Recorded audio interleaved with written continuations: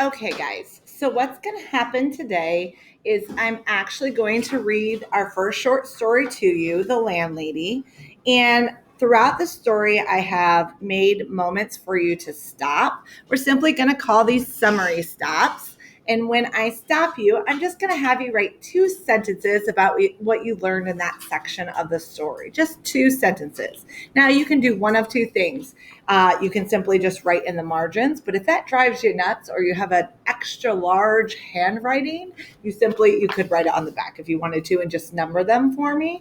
Totally up to you. We're going to have 6 times that we're going to stop, and I'll stop where I'm reading and say, just tell me what you just heard so far in that part of the story, okay? I heard a few of you say, I feel like I read a paragraph and then I forget what I just read. So we're going to stop, rehash real quick, and then I'm not going to have you share. I'm just going to have you jot down in 2 sentences what you've heard so far, or what you've learned. And you're going to get points for these too, by the way. And then I'll just keep going afterwards. Okay. In the end, when we're all done, I'm then going to ask you to try to apply 4 terms from that list of 20 to the story, but I'll go over that at the end. Okay. I am recording myself reading for my kiddos that are absent today. But I'll keep this up so you know what you're doing. I've also already marked it in your story. Yes, sir. Absolutely. There you go. You're welcome.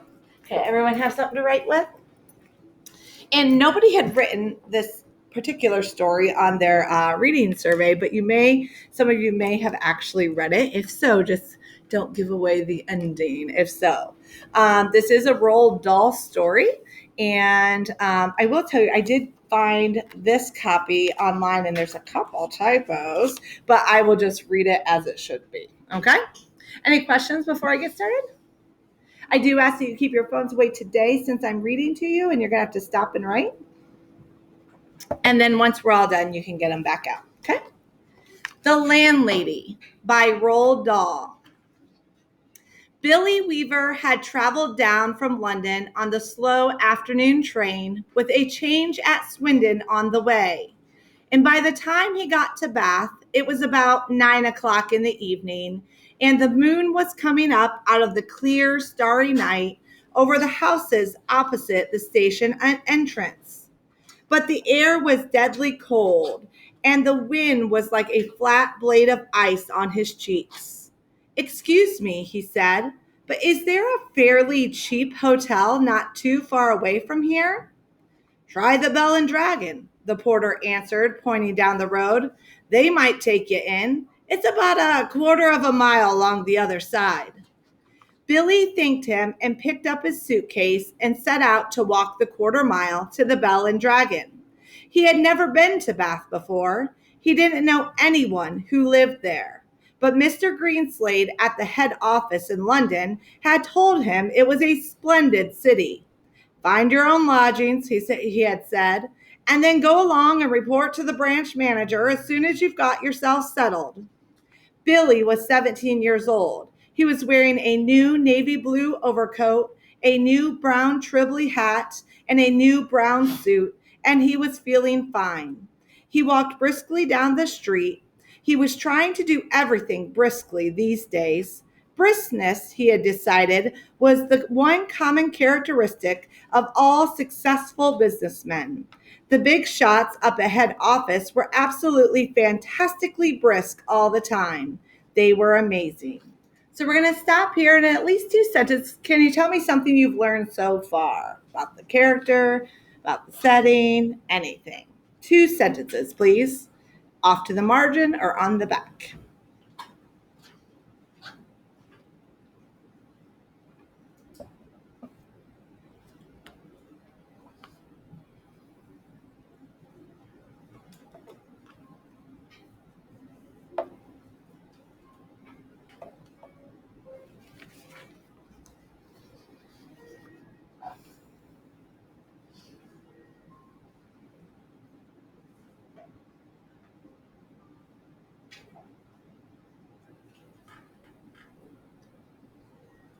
Any 2 things you've learned,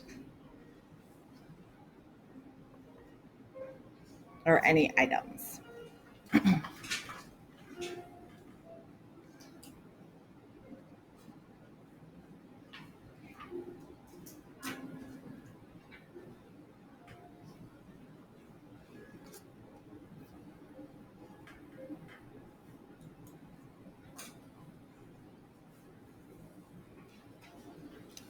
I'm going to keep reading. There were no shops on this wide street that he was walking along, only a line of tall houses on each side, all of them identical. They had porches and pillars and 4 or 5 steps going up to their front doors, and it was obvious that once upon a time they had been very swanky residences. But now, even in the darkness, he could see that the paint was peeling from the woodwork on their doors and windows, and that the handsome white facades were cracked and blotchy from neglect. Suddenly, in a downstairs window that was brilliantly illuminated by a street lamp not 6 yards away, Billy caught sight of a printed notice propped up against the glass in one of the upper panes. It said bed and breakfast. There was a vase of yellow chrysanthemums, tall and beautiful, standing just underneath the notice. He stopped walking. He moved a bit closer. Green curtains, some sort of velvety material, were hanging down on either side of the window. The chrysanthemums looked wonderful beside them. He went right up and peered through the glass into the room. And the first thing he saw was a bright fire burning in the hearth. On the carpet in front of the fire, a pretty little dachshund was curled up asleep with its nose tucked into its belly. The room itself, so far as he could see in the half darkness, was filled with pleasant furniture. There was a baby grand piano and a big sofa and several plump armchairs. And in one corner, he spotted a large parrot in a cage. Animals were usually a good sign in a place like this, Billy told himself.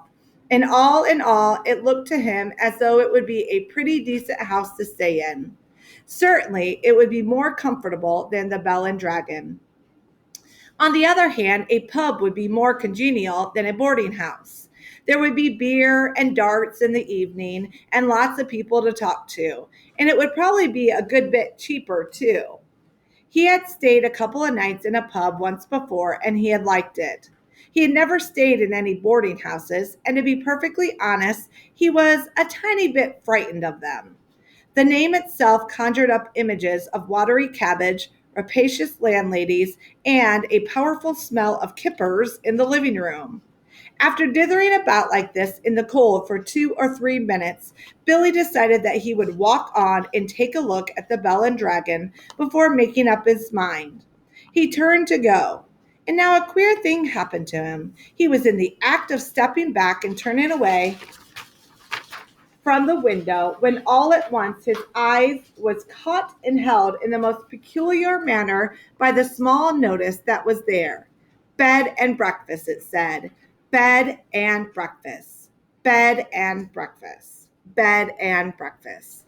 Each word was like a large black eye staring at him through the glass, holding him, compelling him, forcing him to stay where he was and not to walk away from that house. And the next thing he knew, he was actually moving across from the window to the front door of the house, climbing the steps that led up to it and reaching for the bell. He pressed the bell. Far away in a back room, he heard it ringing. And then at once, it must have been at once because he hadn't even taken the time to take his finger from the bell button, the door swung open and a woman was standing there. Okay, I'm going to stop there. You tell me 2 things, or write 2 sentences about what you've heard or learned so far.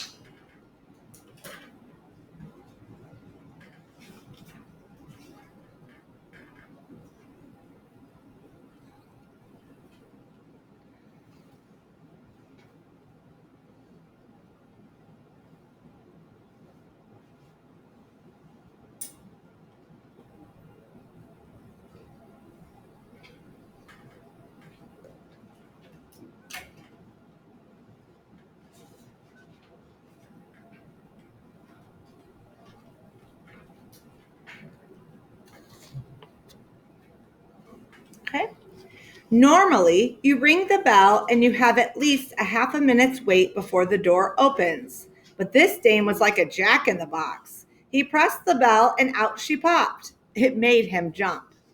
She was about 45 or 50 years old, and the moment she saw him, she gave him a warm, welcoming smile. Please come in, she said pleasantly. She stepped aside, holding the door wide open, and Billy found himself automatically starting forward into the house. The compulsion, or more accurately, the desire to follow after her into that house, was extraordinarily strong. I saw the notice in the window, he said, holding himself back. Yes, I know. I was wondering about a room. It's all ready for you, my dear, she said. She had a round pink face and very gentle blue eyes. I was on my way to the Bell and Dragon, Billy told her, but the notice in your window just happened to catch my eye. My dear boy, she said, why don't you come in out of the cold? How much do you charge? 5 and 6 pence a night, including breakfast. It was fantastically cheap. It was less than half of that what he had been willing to pay. If that is too much, she added, then perhaps I can reduce it just a tiny bit. Do you desire an egg for breakfast? Eggs are expensive at the moment. It would be 6 pence less without the egg. 5 and 6 pence is fine, he answered. I should like it very much to stay here. I knew you would. Do come in. She seemed terribly nice. She looked exactly like the mother of one's best school friend, welcoming one into the house to stay for the Christmas holidays. Billy took off his hat and stepped over the threshold. Just hang it there, she said, and let me help you with your coat. There were no other hats or coats in the hall. There were no umbrellas, no walking sticks, nothing. We have it all to ourselves, she said, smiling at him over her shoulder as she led the way upstairs. You see, it isn't very often I have the pleasure of taking a visitor into my little nest. The old girl is slightly dotty, Billy told himself, but at 5 and 6 pence a night, who gives a damn about that? I should have thought you'd be simply swamped with applicants, he said politely. Oh, I am, my dear, I am. Of course I am. But the trouble is that I'm inclined to be just a teeny weeny bit choosy and particular, if you see what I mean. Ah, yes. But I'm always ready. Everything is always ready day and night in this house, just on the off chance that an acceptable young gentleman will come along. And it is such a pleasure, my dear, such a very great pleasure when now and again I open the door and see someone standing there who is just exactly right. She was halfway up the stairs, and she paused with one hand on the stair rail, turning her head and smiling down at him with pale lips. Like you, she added, and her blue eyes traveled slowly all the way down the length of Billy's body to his feet, then up again. Okay, we're going to stop there. Go ahead and write your 2 sentences.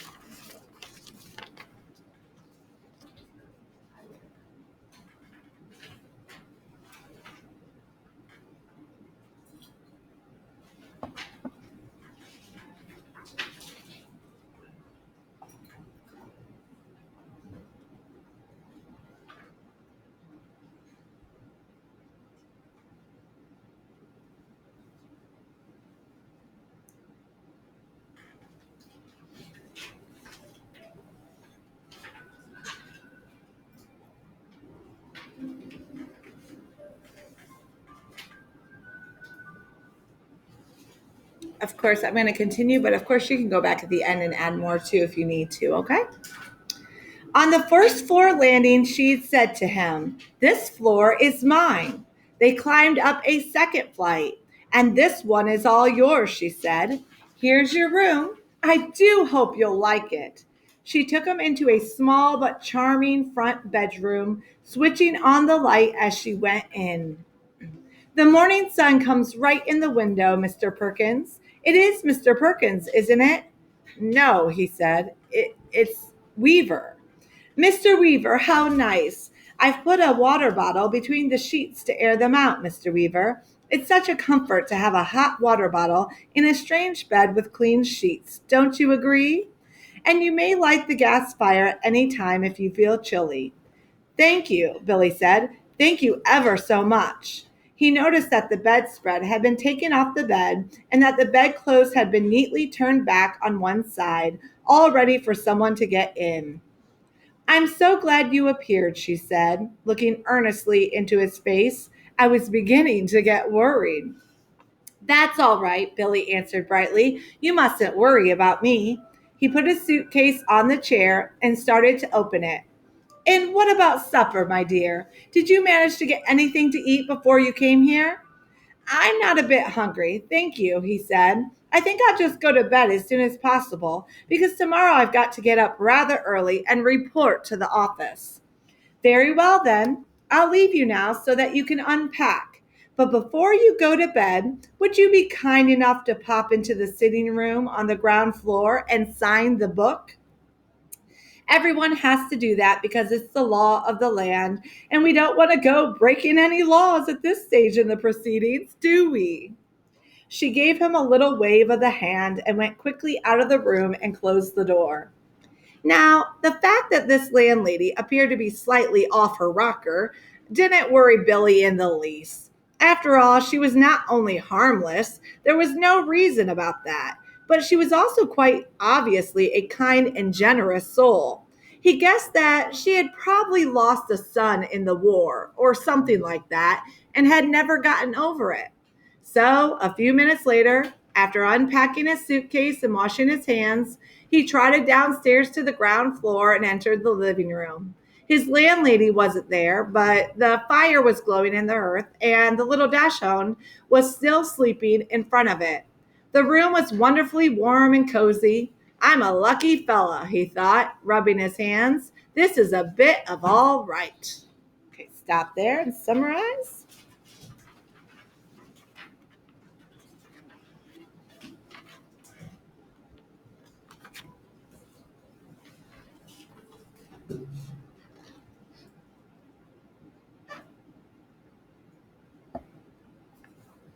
That was number 4, by the way. Can't really tell that's a 4, but it is.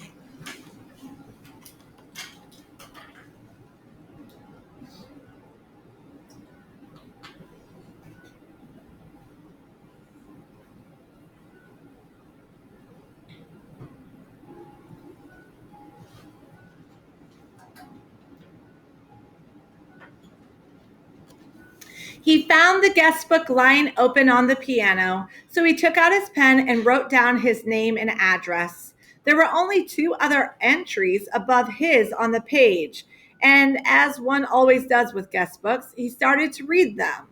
One was Christopher Mulholland from Cardiff. The other was Gregory W. Temple from Bristol. That's funny, he thought suddenly. Christopher Mulholland. It rings a bell. Now, where on earth had he heard that rather unusual name before? Was he a boy at school? No. Was it one of his sister's numerous young men, perhaps? Or a friend of his father's? No, it wasn't any of those. He glanced down again at the book. Christopher Mulholland, 231 Cathedral Road, Cardiff. Gregory W. Temple, 27 Sycamore Drive, Bristol. As a matter of fact, now he came to think of it, he wasn't at all sure that the second name didn't have almost as much of a familiar ring about it as the first. Gregory Temple, he said aloud, searching in his memory. Christopher Mulholland. Such charming boys, a voice behind him answered, and he turned and saw his landlady sailing into the room with a large silver tea tray in her hands. She was holding it well out in front of her and rather high up as though the tray were a pair of reins on a frisky horse. They sound somehow familiar, he said. They do? How interesting. I'm almost positive I've heard those names before somewhere. Isn't that queer? Maybe it was in the newspapers. They weren't famous in any way, were they? I mean, famous cricketers or footballers or something like that. Famous, she said, setting the tea tray down on the low table in front of the sofa. Oh no, I don't think they were famous, but they were extraordinarily handsome. Both of them, I can promise you that. They were tall and young and handsome, my dear, just like you. Once more, Billy glanced down at the book. Look here, he said, noticing the dates. The last entry is over 2 years old. It is? Yes, indeed. And Christopher Mulholland's is nearly a year before that, more than 3 years ago. Dear me, she said, shaking her head and heaving a dainty little sigh. I would never have thought it. How time does fly away from us all, doesn't it, Mr. Wilkins? It's Weaver, Billy said. Weaver. Oh, of course it is, she cried, sitting down on the sofa. How silly of me. I do apologize. In one ear and out the other. That's me, Mr. Weaver. You know something, Billy said. Something that's really quite extraordinary about all this? No, dear, I don't. Well, you see, both of these names, Mulholland and Temple, I not only seem to remember each of them separately, so to speak, but somehow or other, in some peculiar way, they both appear to be sort of connected together as well, as though they were both famous for the same sort of thing, if you see what I mean. Like Dempsey and Tooney, for example, or Churchill and Roosevelt. How amusing, she said. But come over here now, dear, and sit down beside me on the sofa, and I'll give you a nice cup of tea and a ginger biscuit before you go to bed. You really shouldn't bother, Billy said. I didn't mean you to do anything like that. He stood by the piano watching her as she fussed about the cups and saucers. He noticed that she had small, white, quickly moving hands and red fingernails. I'm almost positive it was in the newspapers I saw them, Billy said. I'll think of it in a second. I'm sure I will. There's nothing more tantalizing than a thing like this, which lingers just outside the borders of one's memory. He hated to give it up. Now, wait a minute, he said. Wait just a minute. Mulholland, Christopher Mulholland, wasn't that the name of the Eton schoolboy who was on a walking tour through the West Country? And then all of a sudden, milk, she said, and sugar? Yes, please. And then all of a sudden, Eton schoolboy, she said. Oh, no, my dear. That can't possibly be right, because my Mr. Mulholland was certainly not an Eton schoolboy when he came to me. He was a Cambridge undergraduate. Come over here now and sit next to me and warm yourself in front of this lovely fire. Come on, your tea's all ready for you. She patted the empty place beside her on the sofa, and she sat there smiling at Billy and waiting for him to come over. He crossed the room slowly and sat down on the edge of the sofa. She placed his teacup on the table in front of him. There we are, she said. How nice and cozy this is, isn't it? Okay, go ahead and write. Huh? It's Willie. I don't know Harry, but I know Willie.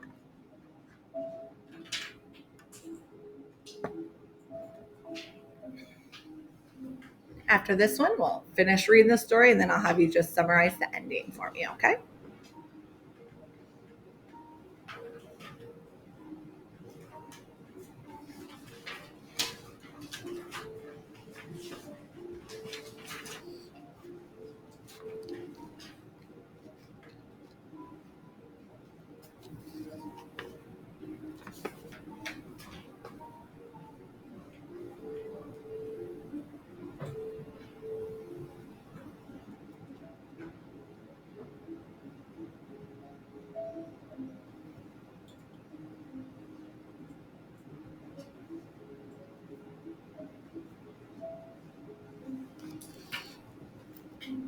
Billy started sipping his tea.